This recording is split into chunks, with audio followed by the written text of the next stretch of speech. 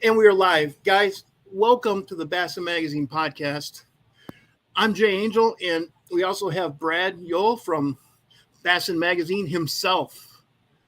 And I'm so excited about this. We have none other than Bassmaster Elite Series Pro Bill Lowen from Indiana. I don't think he really needs an introduction. What is it now, Bill? 8 times you've been at the Bassmaster Classic? 11. 11 times. You need to update your website, man. It says 8. 11 times. Good Lord. 11 times. That's wow. That's some history right there. Yeah. It's been, my very first Bassmaster Classic, I don't even remember it because it was like a whirlwind. But you know what? Even though I've been there 11 times, everyone's special, and I never take it for granted. Absolutely. I can't imagine. I can't. It's been ever since I was a boy and watching the Bassmasters on TV. Watching those guys. Dad, those guys are cool. Yeah, I think I was kind of the same way. My hero growing up as a kid was always Denny Brower, and yes. I can remember standing on the banks of the Ohio River saying, "Man, I want to be like him someday." Yeah, I want to be that. You're standing on the banks of the Ohio River, one of the hardest fisheries in the United States, and look where you are now. That's awesome. I always hate to bring up the Ohio River. It seems like when everybody asks me, how did you learn how to fish, and I always fall back to the Ohio River because everybody says exactly what you just said, Brad, that the Ohio River is one of the hardest places to fish. And I think for me on tour, what it's done for me is lets me get down, or I never get discouraged when I'm not getting a bite. So it just keeps me going 100% of the time when I'm out there on the water. Well, you only need 5 bites, right? That's exactly right.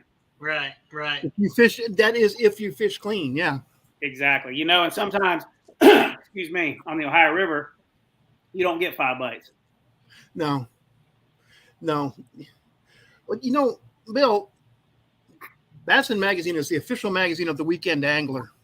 You, as somebody who's no longer a weekend angler, what would you tell a weekend angler if he wanted to take his fishing to the next level? I guess when we talk about that next level, that's like that's a real vast question there. You know what I mean? When you say, where do you want to take that to? Do you want to take it to to be a better angler, or do you want to take it to being a tournament angler? So that's kind of a loaded question there. Okay. Most people will never have the time or the resources to be a real tournament angler. So if a guy just wants to become a better fisherman, he wants to increase his success. Well, one of the things that that I tell everybody is, the Bassin magazines, the Bassmaster magazines, the things like that that'll help you learn things that maybe you just can't learn on your own. Okay. The other thing that I always tell people is bass fishing is all about getting a bite, just about getting a bite. Doesn't matter if they're 12 inchers or 10 pounders. So what I tell everybody is like, hey, look, if you're trying to learn a new technique, if you're trying to become better at something, whether that be using your electronics, using your Humminbird 360 or your Mega Live or whatever that may be, learning how to skip docks, whatever that may be, go to a body of water that you can get a lot of bites on. And like I said, it doesn't matter if you're catching 12 inchers. Everybody obviously wants to go out there and catch a 6-pounder, a 5-pounder, and get a big bite, but go somewhere that you can get a lot of bites. And I use a lake that's right here, probably 10 minutes from my house. And before I moved to Indiana, I used to live in Ohio, and I'd make the drive over here to fish this lake because it was one of the only lakes around that had grass in it. Okay. And, the Ohio River doesn't have any grass in it. So when as a young angler, I didn't really know how to fish grass. So I would go to this lake as much as I could to be able to fish grass, to learn how to fish a frog, to learn how to punch. And you didn't catch any big fish. You may go over there and get 100 bites a day, but if you caught a 2-pounder, that was a big one. But by doing that, I learned how to get different bites on different baits, different presentations. And when you think about that, when you're trying to learn a new presentation, because a lot of them are intimidating. Think about fishing a drop shot or a Carolina rig or something that maybe you're not familiar with. If you go out there and do it for hours on end and never get a bite, you're not going to have confidence in it. Never do it again. No. Yeah. So if you can put yourself on a body of water to get a lot of bites, it's definitely without a doubt going to help you in the long run. Just even knowing what a bite feels like, because a punching bite feels much different than a bite you're going to get with throwing a wacky rig. Absolutely. It's what we say each week on this podcast. Time on the water, you can't beat that. You can't. You can't. You can't buy that. You can't. If you want to become a better angler, it's all about time on the water. And I don't care if that's in a bass boat or walking the banks of the river or a farm pond. If you're not out there doing it, it's about virtually impossible to learn it without going out and experiencing it. Yeah, that's one of the two absolutes about fishing, isn't it? Oh yeah. Even if you're pond fishing, to learn a technique like that, it's the time on the water. I mean, you can research, you can map, you can Google, you can talk all you want, but the time on the water is invaluable. Exactly, for sure, without a doubt. Everything else in fishing is there are no absolutes, except you absolutely will never catch anything sitting on your couch. That's for sure. Yeah. And I agree with you. Fishing a tough body of water like the Ohio is going to redefine everything. Everything. Yeah, when I go to bodies of water that, let's say Alabama or Texas, and I'm getting, 50 or 60 bites a day, I don't even know how to act, and I like those events that are tough because guys that have grown up in Texas and Alabama and places like that are accustomed to getting 20 or 30 bites a day, when they go and it's tough and they're getting 5 bites a day, they get spun out and it starts playing head games with them. And to me, that's just another day on the water. Yeah, that's what Denny Brower told me when he was on my podcast. That when he wakes up in the hotel and it's pouring down rain and he can hear it, he smiles. Yeah, half the field's already beat before we even start. Exactly, half the field's already defeated. And he says, "I get to go fishing today." Exactly. What a great attitude, man! That mental attitude, I love it. A little bit. Go ahead. I'm sorry. Well, like I said, growing up right here on the Ohio River, I'm only about 45 minutes away from where I grew up, right on the Ohio River. And like I said, what it did for me is I just never get discouraged, and I'll use our last event we just come off of Lake Chickamauga. On the second day at 2:30, I had 3 fish in the box, knew I needed a limit to have a chance at fishing on Saturday and cutting a check. And I had to be in at 3. And in my last 15 minutes of the day, I catch my 2 keepers to fill my limit. And then I catch 2 more keepers and call one time before it was time to go in. And I ended up making the cut like in 42nd place. So most guys by then, it's already in their head. They're already discouraged. They're already panicking. And like I said, to me, what it does for me is it lets me stay focused and do my job. And had I would have got spun out at Chickamauga, I definitely wouldn't have been fishing on Saturday. Yeah. Well, that's great. That's great. I love hearing stories like that, man. Just like Fred Robamas told us about him. He was going to quit, and one thing happened. Turned his entire career around. That was you hear that from a lot of guys. Coolest story I ever heard. Yeah. So, Bill, a little bit background for our listeners and our Bassin audience. So you grew up on the Ohio River. What got you to say, hey, I love fishing. This is what I'm going to do? Well, growing up as a kid, my father was a tournament angler on the Ohio River. Not to this level, but, local and regional stuff. And, I'd go out and practice with him on the water and see kind of what it was all about. So I would have to say that's kind of what in the whole tournament thing. And then he kind of got out of it, and I kind of jumped in with both feet and hit the ground running. And, you know, I fished everything here local at home, Federation, BFLs, you know what I mean, just trying to work my way up through the ranks. And, you know, I don't know, I know a lot of the guys that are listening know my story on how I got my opportunity, and maybe you guys don't know that, so maybe it'd be a kind of a cool story to share. I had a really good friend that we were in the same bass club together, and we shared hotels, and we kind of roomed together when we went to the BFLs and things like that. And you know, if we weren't fishing, we were hunting, and you know, one day he just kind of disappeared off the face of the earth, and I'm like, "Hey, bud, what the hell was going on?" Come on, come back, Bill. Yeah. Come back, Bill. I want to hear this story. Yeah. Boy, I want to hear this. You know, he was just starting to tell a really, really cool story, man. I love these guys. There we go. All right, I lost you guys for a minute. Glad you're back, Bill. Yeah, so he got to running with the wrong crowd, and he ended up overdosing on ecstasy. Right? Oh no! And, oh yeah, and it was a really bad deal for, you know, not only me but the family. And you know, but like I said, we were all in the same bass club together, and him and I both had the same dream, was to fish professionally, fish the Bassmaster Classic. And about a year later, his parents invited me over to their house and, you know, said, "Hey, it was your dream and our son's dream to both fish professionally. We want to help you try to make it." Wow. So I started to fish the Everstarts and the Opens, trying to qualify for one of the tours.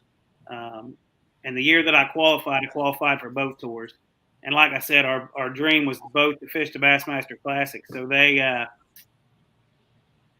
you know, at that point in my life, I didn't have entry fee money or anything like that. So my very first year, they were my sponsor. They give me my opportunity to fish the Bassmaster Elite Series. And then my very first year on tour, I qualified for the Bassmaster Classic, and they got to come. I got to thank them in front of the whole fishing community. They got to live their son's dream through me. So it's kind of one of them things where something really bad turned out to something really good. But I'll be honest with you, I'd give it all up today if he was still alive. Absolutely. I understand Absolutely. That is a really cool story. Thank you so much for sharing that, Bill. Well, you know, everybody just thinks that fishing, you just get to go fishing every day and it's easy. And, yeah, you know, it's the hardest thing I've ever tried to do. And, you know, had they not given me that opportunity to chase my dream, you know, 16, 17 years ago, you and I definitely wouldn't be talking right now. Right. Wow. Well, I'm sure. Do you have a like I know a couple, without saying some names, a couple guys have something like on their console or something, you know, and they have something in their boat, or do you have anything like that? Yeah. So every year on my wraps, I run an in memory of logo somewhere. It'll be on there somewhere. You know what I mean? It's not in the same place every year, but where you know it is. Yeah. We always run that on the wrap somewhere. Amen to you, man. That's awesome. I'm sorry that tragedy had to happen like that, but that's good. What was your greatest moment in your bass fishing career, Bill? You know, I don't think I have a greatest moment. You know, I think everybody looks at the great moments as if you win, or, you know what I mean? Yeah. How you do in the standings, and, you know, so on and so forth. And I always said before I even started this is I never come into this wanting to be the best bass angler in the world. That was never my dream. My whole goal was to be able to, one, support my family, doing what I love to do, and my main goal was to just try to be the best ambassador for the sport that I could be, and pass on the things that I know to the next generation. You know, and I always look at it like somebody took time out of their schedule when I was growing up, whether it was friends, family, my parents, uncles. Somebody always took their time out of their schedule to take me hunting or fishing. And if I can pass that on to the next generation, then I've done my job. And to me, that's probably my greatest accomplishment, to be able to be in the position that I am, and be that ambassador and pass that on. That's a good answer. Wow. Wow. Wow. Okay. Favorite technique? I'm known as a shallow water angler. I live in the mud with my trolling motor, churning the mud up all the time, and I take that express up as shallow as I can go. If they said, "Hey, you got one technique, one rod to use for the rest of your career," it'd probably be a flipping rod. Okay. For I live sure. down here in southern Louisiana, where there are a few express boats down here in southern Louisiana. Yeah, they're starting to show up everywhere now. They are showing up everywhere. Yeah. Every other boat you see down here is an express. It's a very, very popular brand because of what you just said. All the water down here is shallow. If you find 10 feet, your fish there in the coldest day of the year, the fish are going to be stacked up. I think a fish will drown in 10 feet of water. Yeah. You think a fish will drown? Wow, that's interesting. That is interesting. What are you flipping? If they told me I had one bait to use the rest of my career, it would be probably a Strike King 4-inch flipping tube of some sort, whether that be a standard tube or a Denny Brauer flipping tube. To me, a tube, you could take it anywhere in the country for all species of bass, whether that be largemouth, smallmouth spots, and catch them from one end of the country to the other. So if they told me I had one technique, one bait, it'd be a flipping rod with a 4-inch flipping tube, Texas rigged with a 1/4 ounce weight. That is really interesting, because I've had quite a few guys from Indiana on my podcast, and they all love tubes. Yeah, I don't know what it is about this little region right here. Guys love a tube. Like I said, I like to Texas rig it on an unpegged weight. And right here in this area, they got a deal for a tube they call a stupid tube. Yes, I'm not a stupid tube guy. you're not a stupid tube guy. No, not at all. I don't like that thing at all. I lose too many fish on it, and everybody that ever gets in my boat loses them on it, and that thing scares the heck out of me. That's funny. So you're not rigging that tube as a weight inside the tube. You're Texas rigging it. Is that hook exposed, or are you burying it like you would a lizard or? So I never bury my hook point back into the tube. If you do that, it has a tendency to get balled up on the hook. Okay. So I typically bring it out and just let it lay flat right against the back of the tube. Wow. Okay. Interesting. Okay. And why don't you peg the weight? Well, I like when I make them short little snaps with that rod. I like that weight and that bait to separate, and you get a lot more darting action and snapping action than you would, let's say, if it was pegged, because then the tube would just follow it down to the bottom. You'd get some more gliding that way, but I like that when it separates and that tube snaps left and right. I feel like you can trigger bites like that you typically couldn't trigger. Interesting. Yeah, that's a great bassin tip right there for the readers, for sure. Because I didn't know if you're burying that hook point or not. So that's interesting, and to know the separation and you're getting more action. That's pretty. I never would have thought of that. That's sometimes good. When you snap that tube, that weight will separate. Sometimes 4 inches from that tube. So you can imagine what's going on when you snap that and it separates. The weight goes one way, the bait goes the other. And like I said, I just trigger a lot of bites that I know I typically wouldn't get if it was pegged. So would you put a bead between the hook and the tube then? No, sir, nothing between it. Okay. Wow. Interesting. Yeah. You got a favorite color tube? I'm pretty simple on all of my baits when it comes to colors, because I always say, look, there's thousands of colors out there. Most of them are to catch us. Right. And I always say, if you take a handful of colors, green pumpkin, black and blue, black neon. I like black neon. Some kind of white color. Yes. And I like a June bug as well. So I just feel like you take those 5 colors anywhere in the country. I mean, if you want to add some chartreuses or oranges to your baits with dye markers, like I said, for me, even with my jigs and swim jigs and things like that, I try to keep it as simple as possible. I don't want to confuse myself on the water. It's already confusing enough out there. So I just try to keep it as simple as possible. Keep it simple. That's 5 confidence colors, and that's the simple colors. That's your standard pyramid of bait colors anyway. So, and you know what? You can take those colors we just talked about from one end of the country to the other, dirty water to clear water, and you'd be just fine. Yep. So I'm sure as a Bassmaster Elite Series angler, you have other lures you use. What else would you use other than your tubes? So I guess if I was known for any technique, it would be swimming a jig. I'm like anal when it comes to swim jigs. I got a signature series line of jigs through Lure Parts Online. Yes, you do. My flipping jigs, swim jigs.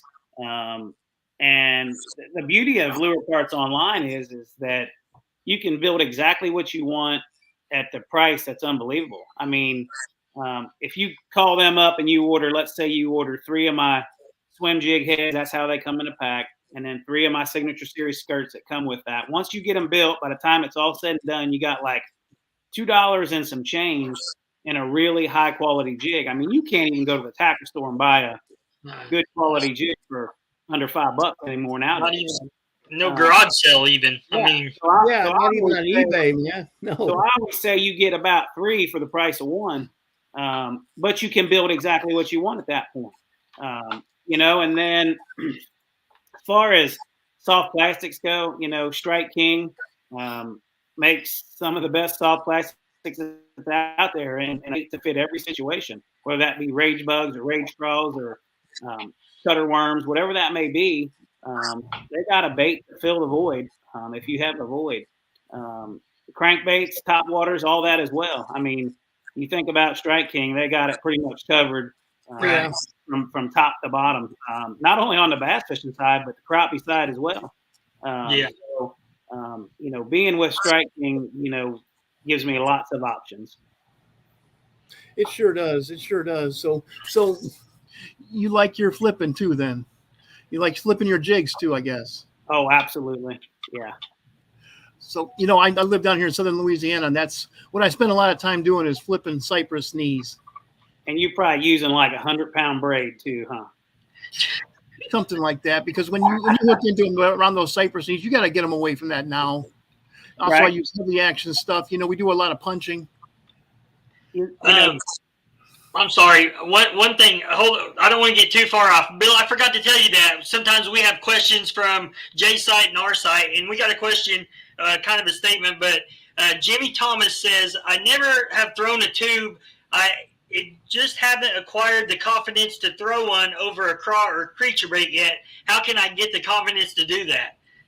Well, this kind of goes back to exactly what we talked about a little bit ago. You got to put that bait on your rod and you got to go fish it. If you put it on there and make 10 casts with it and lay it down to whatever you got confidence in, there's a pretty good chance you ain't going to catch one on that tube. So take that bait, go to a body of water where you're going to get a lot of bites. Like I said, I don't care if they're 12 inchers. As long as you can go get a bite on that, go there. Hell, I mean, if you're in Louisiana, go down and catch redfish on it. You know what I mean? Just go get a bite on it. The whole thing with, regardless of what bait it is or what presentation, you got to go get a bite. And I also have a comment from Cajun Rob. It says, "Wow, what a story." He was talking about the story you told earlier. Right? Yeah. Thank you, Cajun Rob. Yeah. Bill, I forgot to tell you that they interact with us. And no, that's good. I kind of enjoy that when that happens. Yeah, okay. Now, I didn't mean to interrupt, so go back to your creature bait. Go. I forget what we were talking about your 100-pound braid and cypress trees. And I was going to say, typically for me, unless I'm fishing heavy mats or grass, I hardly ever flip with braid. I'm a fluorocarbon guy. Sure. I'm a big fan of Seagar and VizX 20-pound fluorocarbon. To me, that kind of fits the bill on when I'm flipping. Somewhere in that 17 to 20 pound, on InvisX, 22 pound on Tattoo. But for me, if I'm using braid, it's typically grass fishing, punching mats, things like that. And on my swim jig, I always throw 30-pound braid on my swim jig. Well, that's what I use around the cypress trees is 30-pound braid, because it's all down here in the swamp. It's all stained water, and you have to use a medium to a medium heavy. I'm not punching. I just need to get those bass when they bite away from the cypress knees, because Absolutely. Bass know how to wrap it around, and once you get braid wrapped around something, you're not getting it out. Right, exactly. So yeah, is that what would you use if you were like on Sandy Cooper and fish and throwing at the cypress tree? 20-pound InvisX.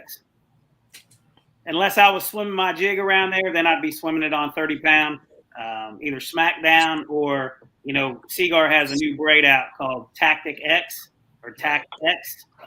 It's a camouflage braid, and I've been playing with that since the beginning of the year, and I'm really, really starting to like that. Do you ever do any finesse fishing? I guess it considers what you call finesse. You consider downsizing from a half-ounce flipping jig to a 5/16 ounce flipping jig, and yeah, I do all kind of finesse fishing. All the time. All the time, huh? I do. Once again, going back to the Ohio River here, where I grew up, it was all. I grew up downsized everything: 1/8 ounce jigs, 1/8 ounce, 1/4 ounce compact spinner baits, handmade balsa crankbaits, stuff that was really hard to cast on heavy tackle. But over years and years of doing that, I'd flip a 1/8 ounce jig on 20-pound line and a flipping rod, just for the simple fact that I was putting it in the trash and in the junk. And if you tried to do that on light line, spinning tackle, you'd get a bite, but you'd never get them out. Me, I'd rather not even get a bite than to get a bite and lose them. So I grew up fishing little stuff all the time, 4-inch centipedes and little worms. And that's what I grew up doing. So when we talk about finesse, for me, everybody always thinks finesse, you automatically think you got to have a spinning rod and a drop shot and 8-pound line. And, finesse to me is taking the same jigs and thunder crickets and spinner baits that everybody else is using and downsizing those, basically bringing me back to my childhood. And I still do that on tour about every event we fish in. When it's tough and I can't get a bite, I'll automatically downsize to me, because to me, like I said, growing up where I grew up, I have so much confidence in that style, and to me, that's finesse. So when you ask me if I finesse fish, I do. And what I consider that is finesse power fishing. You're still using finesse baits, but I've had baits built to fit that style. Like at Lure Parts Online, I got a 5/16 ounce. They call it a finesse jig, but to me, it's a finesse flipping jig. It's got a stout hook in it. You can flip it on a flipping rod and 20-pound line and never have to worry about springing the hook. But it's a small, compact jig. So to me, in my style, that's finesse fishing. Some question I often get about flipping jigs. Guys tell me they have a hard time holding on to fish once they set the hook. They'll set the hook, they'll feel the fish, then they'll lose them halfway through the fight. Could you address that? I think the biggest mistake that I see guys that are using jigs, they're not matching their gear to their tool that they choose, if that makes any sense. Okay. So let's just use a 1/2 ounce flipping jig, for example. Okay. Typically your run-of-the-mill flipping jig has what I call a heavy wire hook in it. It's got a stout hook in it. It's got a heavy weed guard in it. I'm not a big fan of trimming a weed guard. Not at all. Okay. My finesse jig or my flipping jig from Lure Parts is, to me, built right out of the package. You don't have to do nothing but tie it on. But I like a stiff weed guard. I like a strong, stout hook. And the problem I see is guys will take that jig and they'll fish it on, where it needs to be fished on a heavy action rod to really be able to drive that hook home. guys will use it on a medium heavy or maybe a rod that doesn't have enough backbone to drive that hook home, because you got a few things working against you there. I mean, you got a trailer on that jig, you got a heavy feed guard, you got a big heavy wire hook, and that's just a big bulky bait. I mean, when that fish gets that bait in his mouth, you got to be able to move that bait. And if you're using a rod action that isn't strong enough, that's where I see guys have an issue when they're trying to jig fish. Now if you're going to use that medium heavy action rod in a jig, then maybe you want to use a finesse ball head jig that has a lighter wire hook in it or something like that. That's easier to drive that hook home. But if you're manning up and you're using a big heavy jig and you're not using it on a heavy rod and heavy line, you're definitely hurting yourself without a doubt, and you're definitely going to lose a lot more fish. The other problem I see with that is when guys are flipping or pitching jigs around, a lot of guys like to stay away from the cover as far as they can. And I don't like to do that. I like to get right up in there and I get personal with them for the simple fact that I always feel like the less line I got out, the better hook set I'm going to get. If you come up to that piece of wood and you make a 30 or 40-yard cast and you get a bite, when you go to set that hook, there's a lot going on. There's a lot of line stretch. And I always tell guys, if they just take their time, get centered up on that piece of cover. Don't go in there like a bull in a china shop. Just take your time and ease in there, get the right angle, make the right presentation, and make little short pitches and flips, and your hookup ratio and your landing percentage is going to go way up. I think a lot of that is rod action too, because if you're flipping a jig with a crankbait, stick, then you've got a lot of fast tip and you're losing a lot of power when you set that hook. Absolutely, no matter how hard you set that hook. I mean, you've got to pair your equipment, like you said. Yeah, like I said, I think to me that's the biggest mistake I see guys make is just it's almost like bringing a knife to a gunfight. Right. And that's hard for the weekend angler. If they've got 3 rods, what's their best rod to go out and learn how, and at some point, obviously they can upgrade, but you'll learn. I think if you take, and we'll use the weekend angler for example, look, let's face it, rods and reels and line and stuff, it's so expensive nowadays. It's hard for that weekend angler to have 10 or 12 rods. Right. I always tell every angler that I talk to, buy the best equipment that you can afford.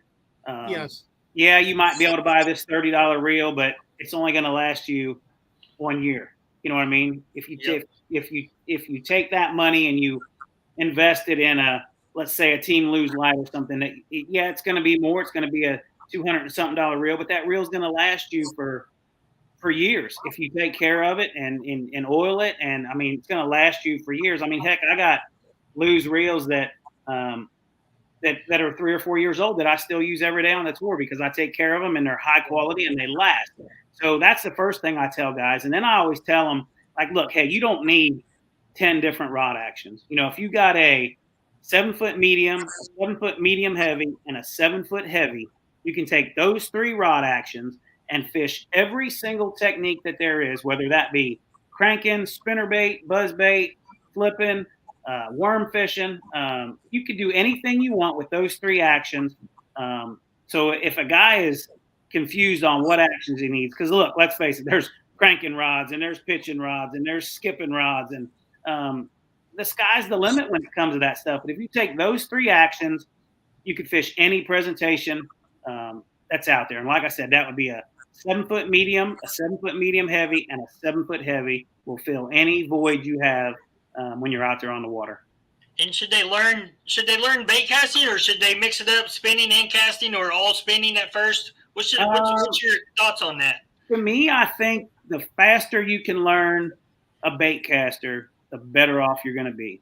To me, I only use spinning rods when I'm wanting to use really finesse style stuff, wacky rigs, drop shotting, things like that. If I'm fishing for a lot of smallmouth, things where I'm using a lot of finesse presentations, I'll reach for the spinning rod. But in the long run, the bait casting equipment lets you be a lot more efficient, lets you present baits a lot easier, puts less fatigue on you. It just overall for bass fishing, I think the faster you can learn how to use a bait casting type outfit, the better off you're going to be. Now, with that being said, I know guys that all they want to use is spinning rods and reels, and there's nothing wrong with that. But once again, remember that just because you're using a spinning rod doesn't mean that you got to use a soft, wimpy rod. You know what I mean? Once again, remember those 3 actions on your spinning rod. And we'll just kind of run through this real quick. Let's just say on my drop shot rods, I'm going to use a medium action spinning rod. Okay. Mm-hmm. On my Ned rigs and wacky rigs and things like that, I'm going to use a medium heavy. Okay. And then if let's say I'm skipping stick worms or ochos around docks, or maybe pitching jigs and bushes and things like that, then I'm going to go with that heavy action rod. Just always remember, just because you're using a spinning rod doesn't mean it's got to be a wimpy rod. They'll change it. Yeah. Regardless of what rod and reel you're using, just remember those 3 actions, and it'll put you way ahead of the game. Oh yeah, down here I use the medium heavy spinning rods for redfish, and I mean we're talking sometimes most of them are 5 pounds, but every once in a while you hook into a 30. Yeah, look, if you can land a redfish on a medium heavy action rod, you can land any bass that swims out there in the water. Oh yeah. Hey, I snack spoonbill with my bass flipping stick, so right. Yep. So much fun. Well, is there anything else you'd like to tell our viewers? Well, I mean, we could go on and on and on all night about that. We sure could. Like we touched on earlier, this whole fishing thing is all about time on the water. I get asked so many times, hey Bill, what makes a professional angler a professional angler? What's the big difference between a weekend angler or and I always tell people exactly what we talked about earlier. It's all about time on the water. And I'll say here's what I tell guys the big difference in a professional angler is versus a weekend angler. A professional angler, once again, he has a lot of time on the water.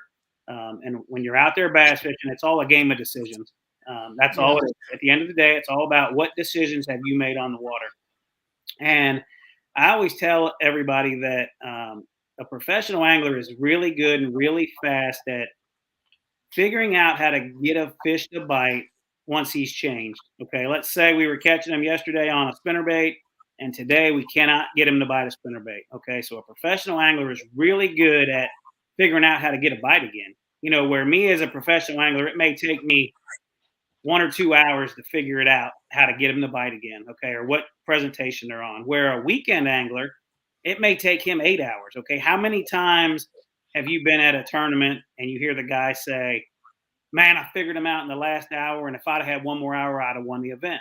That's because it took him all day long to figure out how to get a bite again, or how to make those fish bite, okay? For us as professional anglers, once again, it comes down to time on the water.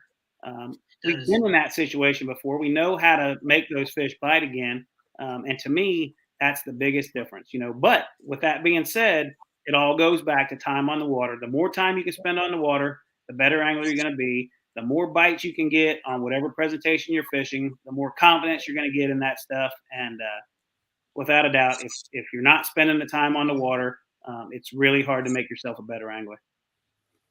I completely agree with you. I was asked that question one time when I was doing a seminar, and I looked at a guy and said, how much of your life are you going to devote to fishing? Yes. He's like, well, I got to work, and I said, well, I arranged my job around my fishing. Right. I never went very far in my career, but I gave that up. I didn't lose it. I gave that up so that I could fish more often. Well, I think, and everybody's different in where they want to go with their fishing career. Some people are just fine and dandy to go to the farm pond and catch them out of the pond. I mean, heck, there's nothing wrong with that, man. I'm not going to lie to you. I enjoy doing that. You know what I mean? I love watching a bobber go under still. It makes me feel like a kid again. Right. When we start talking about the professional level of bass fishing, if you don't go to bed thinking about it and wake up thinking about it, then you'll never make it on the pro side. I mean, that's just the hard, cold truth. If you don't dedicate 110% of your life to it. And like I said, if you don't go to bed thinking about it and wake up thinking about it, then you're never going to make it. I mean, my wife said one time she actually saw me making that motion when I was sleeping. oh yeah, I'm sure I set the hook all the time while I'm sleeping. I was You can, Bill, I admire you. I've known you for a long time, and I always appreciate the time that you take out of your schedule at that instant to say hi and give me a hug and stuff. But as a professional angler, when I go to the high school fishing teams and I'm a guest speaker and stuff, I do try to tell them, hey, everybody wants to be a pro angler. I want to be a pro angler. Everybody can't fill your shoes, but there's a lot of jobs in the industry where you can still go out and be able to fish and learn every day and not have the stresses of the pro angler. There's journalism, there's photographers, there's lure testers. I mean, there's so many different jobs out there for these kids that want to be. I mean, everybody wants to be in your shoes. Don't get me wrong, but there's other ways to be able to go and fish all the time and still be involved. Yeah, you know what? You're absolutely right about that. And, when I'm doing seminars or whatever, and we're talking about this thing, I just tell them straight up. I'm like, hey guys, look, this is the hardest thing that I've ever tried to do in my life. I went to college to be a conservation officer, but my dream was always to fish professionally. And I hate to say this, but I dropped out to fish. My father was a flooring installer. So I dropped out of college and got on the floor with him. And I busted my hump every single day to pay entry fees and the bills. And that gave me my freedom that when I had to go to an event, I didn't have a boss telling me that I couldn't go. You know what I mean? Sure. So I don't want to say I set myself up to try to make this happen, but I always say everything happens for a reason. You don't know it at the time. Right. But you look back on everything and it all fell into the right place. But with that being said, it's the hardest thing I've ever tried to do, without a doubt. I mean, and I'm going on, this is my 15th or 16th year full time, where I do nothing but fish professionally, and it's not getting any easier. No, man. It's you're starting to train these guys at like 8 years old now. Yeah, I mean, the kids that are coming out of high school and college, and they're so good with their electronics and techniques. Well, I mean, heck, look, I mean, guys like me are throwing out everything that we've learned over the years, and they're like sponges and they're sucking it up. Right. But with that being said, it's still going to be extremely hard. It's going to be the hardest thing they've ever tried to do. And I tell them that because, I mean, look, I don't want to sugarcoat it and give them a false security blanket. And like you said, just because they don't make it in on the pro side or maybe won't ever make it to that level still doesn't mean that they can't do something in the industry to do what they love. Right. It's a huge industry, and or just get involved in local tournaments, man. They're a lot more friendly. They're 25 guys that have been fishing together against each other for 18 years. It's a lot of fun. Oh yeah, right. I know a lot of guys that make a pretty good living fishing on the local level. Yeah. Well, hey Bill, do you have any shout outs you'd like to do? Well, I mean, we kind of been talking a lot about a lot of my sponsored products and things like that. I kind of have always, I've always kind of prided myself on being involved with companies that I believe in their products. And I think for our listeners, or for especially this young generation that's coming up, I think that one of the things that I always try to tell them is that, hey, look, try to get involved with companies that you believe in their products, because when you do that and you truly believe in it, it's easy to talk about that product. If I'm standing here trying to talk to you about something that I don't use or have any confidence in, you can tell if I'm BSing my way through it. Right. Yeah. But when you truly love it or you truly have confidence in it, it's so easy to talk about it. So to get involved with companies like that, I think there's something to be said for that. You know what I mean? It's so much easier to do your job. And I've been very fortunate to be with a lot of great companies. I've been with Lew's for a long time, Strike King for a long time. you heard me talking about Seagar and their fluorocarbons. And I mean, look, to me, I'm anal about fishing line. Seagar is the best fishing line I've ever had on a rod and reel, because of the way I fish, my style of fishing. I can't pitch my jig in the tree and worry about the line breaking. Right. I've ran Yamaha outboards from day one of my career. I mean, 18 years of running the Yamaha. Knock on wood, I've never had a mechanical issue unless I've done it myself, knock a gear case off in a prop shaft. So there's something to be said for that. I'm known as that shallow water angler that goes up the creek or the mud flat as far as you can go. And, Yeah. I'm going on 5 or 6 years now in my Express aluminum boat. And, I think as you've seen, the aluminum boats are taking the industry by storm. They sure are. Especially Express now with the Classic win. And I mean, it's to me, what Express has done for me is lets me fish in my comfort zone and lets me fish free. Whereas before in my glass boat, I'd go up a creek so far and then I'd have to stop and turn around because I was afraid to tear it up. Now I go that far and then try to go a little further. Because if I do anything, maybe I'm just going to put a dent in it or knock some paint off of it. But with that being said, I've just, I've aligned myself up with companies. I'm a huge waterfowl hunter, huge deer hunter when I'm not fishing professionally.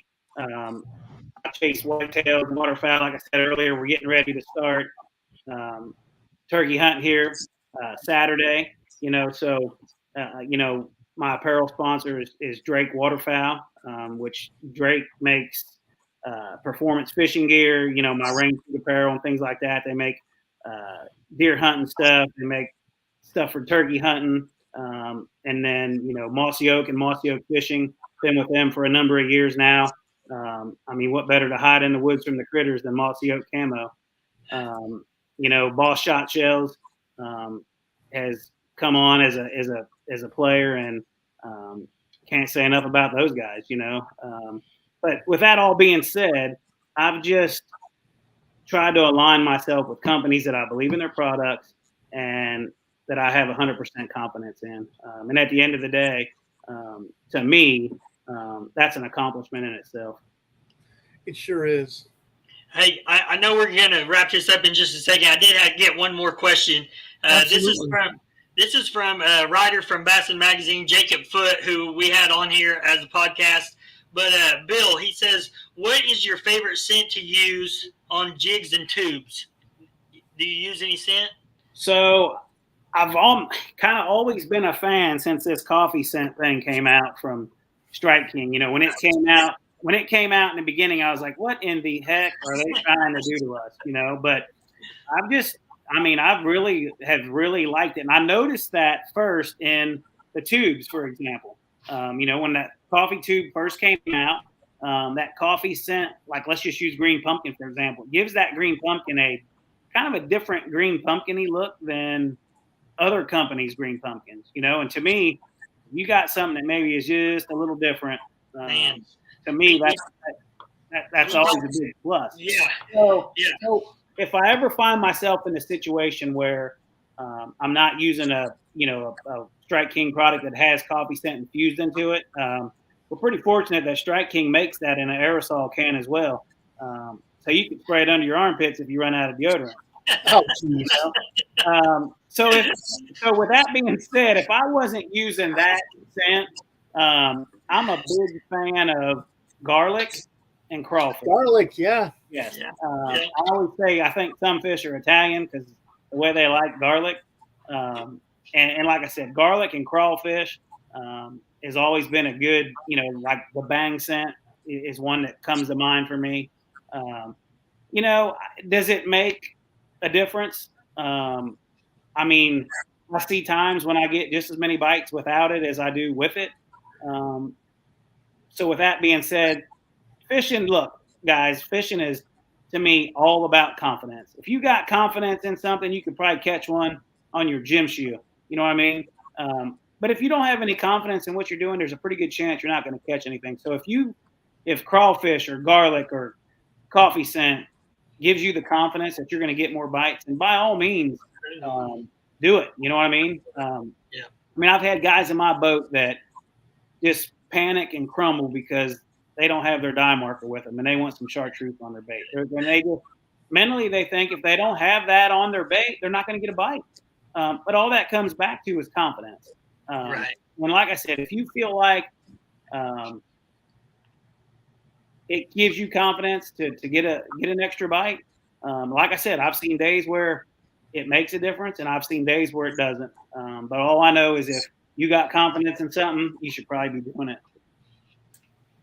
Man, Yep. so much good stuff's been said tonight. Yep. So Oh, much yeah. good stuff. And you know, it comes back to what we said, that you get confidence by time on the water. I mean, Time on the water. There's no substitute, man. Yeah. Yeah, no you definitely you can't pay for that. You know what I mean? There's a lot of things in the world you can buy, but you cannot pay for time on the water. Yeah. Time well spent, man. Time well spent. You know, Bill, thank you so much. Thank you so much for coming on and talking to our viewers here. Guys, I appreciate the opportunity. Like I said, when I started this, it was never about being the best angler in the world. It was always about doing exactly what we did tonight, being a great ambassador and trying to help, you know, not only the future generation, but hell, even guys that are 50 or 60 years old that, you know, just they don't know. I mean, like I said, if I can help out anyway, I try to take full advantage of it. One of the best things I like about professional fishing is all the cool people I met. Yeah. Yeah. Bill's one of the best. He is. Thank you very much for having Bill. Thank you very much for approaching Bill, Brad. I appreciate you. Yeah. Thank you, Bill. And thank you, Bill. And I'd like to thank everybody for tuning into the Bassin Magazine podcast. Bassin Magazine, the official magazine of the Weekend Angler. And with that, guys, I'm just going to bid you a good night and have fun this weekend. That's what it's really about.